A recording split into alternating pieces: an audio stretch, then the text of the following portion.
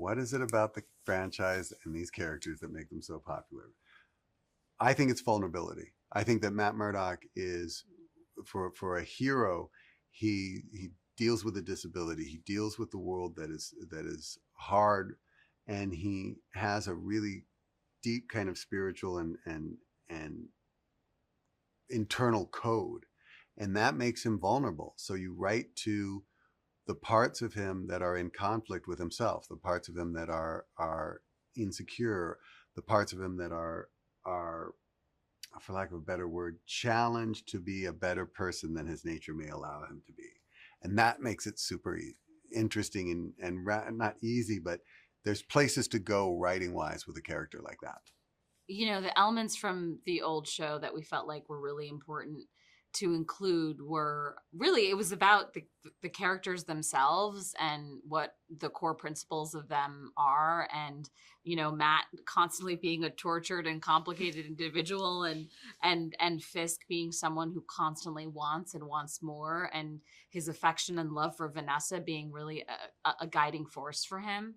And then of course having, you know, the character interactions with Karen and Foggy, but also understanding that there are a lot of dynamics that Matt and Fisk have had with other characters that they constantly influence in the same way that they influence them, and having them in the show, having new characters in the show was, I think, a really good sort of testament to that fact.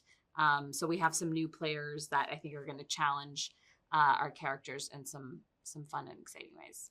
Who is Matt Murdock and how did he become Daredevil? Well, who is Matt Murdock is the big question. I mean, isn't that that is the question that we've all been wrestling with since the moment, since he came onto the page in 1964 and since he came onto the screen with the earlier show. In this iteration, in this version, Matt Murdock is the person we saw at the end of the Netflix show 7-8 years later. He's whole and happy and in a place of kind of, for lack of a better word, as close as he gets to peace. And then rapidly that's torn apart and he has to once again kind of rise from the wreckage. And that's the joy of Daredevil for me. He is that character who takes the punch and gets back up, to use all the boxing metaphors. But yeah, you hate to see him get hit, but you love to watch him come back. What is Wilson Fisk taking on in the new series? Well, I think this is a whole new adventure for him. Adventure is such a soft word for Wilson, actually.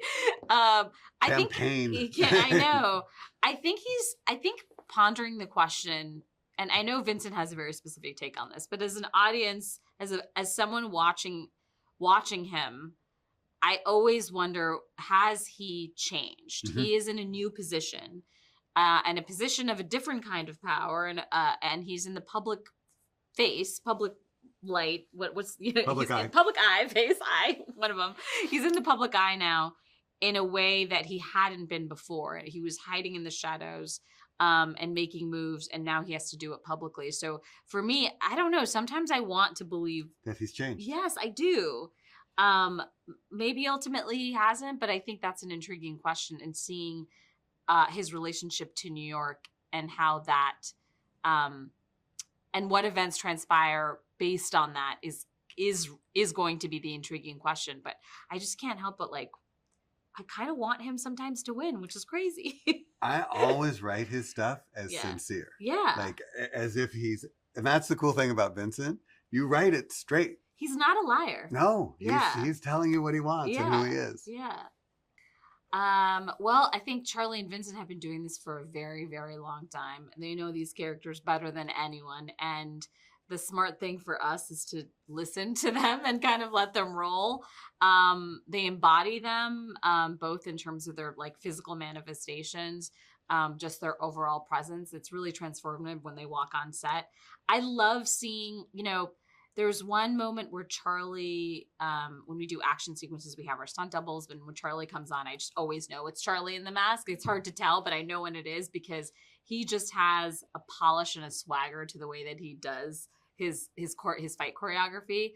And there's one move he did in the opening. It was just so cool. He just stomped his like legs and screamed, and it was just so awesome that I feel for me as a fan, it's just really awesome to see these characters come alive through these amazing actors. Yes, Matt has a new love interest in Heather Glenn, played by Margarita Laviva, and it's a new place for Matt. I think that this is like, for lack of a better word, this is a grown-up relationship, and he's trying to be. It's that same struggle. He's trying to be the best man he can and be the best person he can in this relationship, and part of the fun is watching that fall apart, for lack of a better word, is watching the struggles he has to maintain a normal relationship, and it just going 8 different kinds of sideways. So, and a credit to Margarita Laviva. I do that over and over again, and she's gonna get mad at me. A credit to her for kind of creating this really, really interesting character that is carried along by events that she's really trying hard to wrap her head around, until she gets to a moment where it's like, no more shall.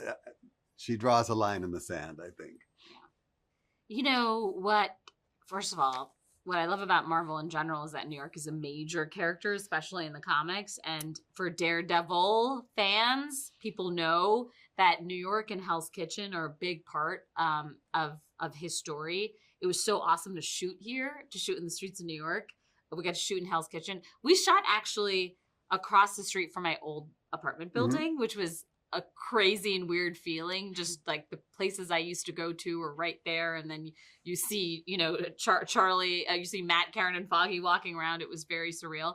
So it was nice to have that backdrop, and to make people know that this is a grounded and gritty, but a New York that you recognize. The people live. And the people were real.